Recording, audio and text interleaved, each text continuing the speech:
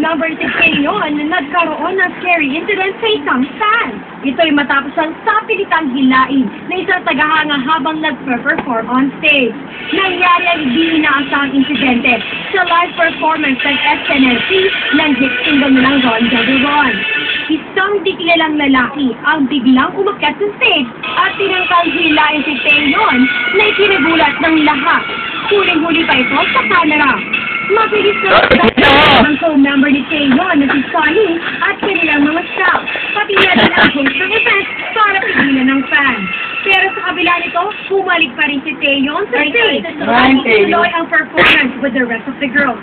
Nagpayag naman ng pagkalungkot ang management ng Girls' Generation tungkol dito at sinabing hanga sila kay Taeyeon sa pagharap sa insidente at ikinaalam din nila sa mga nag-aalalang fans na nasa mabuting kalagayan ang mga girls. Agad naman bumuhos ang suporta para sa Girls' Generation matapos ang insidente at nangako ang mga fans na tutulong sila para hindi na ito maulit.